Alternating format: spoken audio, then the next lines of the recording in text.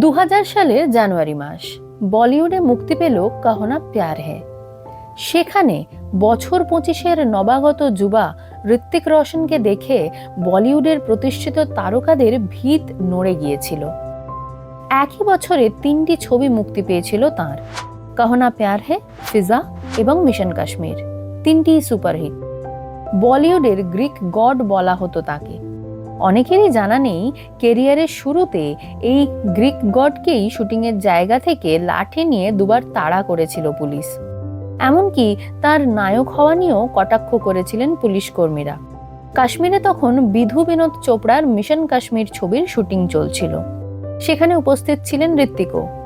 ঠিক সেই সময় ঘটে যায় অদ্ভুত এক ঘটনা। কাশ্মীরে শুটিং চলার সময় পুলিশ দুবার সেট থেকে ঋত্বিককে তাড়িয়ে দিয়েছিল, কারণ তাদের মনে হয়েছিল ঋত্বিককে নাকি নায়কের মতো দেখতেই নয়।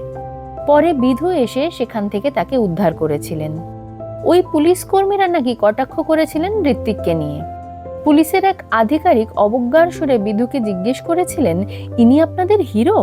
তবে কাহো না প্যার হ্যায় মুক্তির পর গোটা পরিস্থিতিই বদলে যায়। রাতারাতি তারকায় পরিণত হন ঋত্বিক। তার সঙ্গে তুলনা শুরু হয় বলিউডের বাদশা শাহরুখ খানেরও।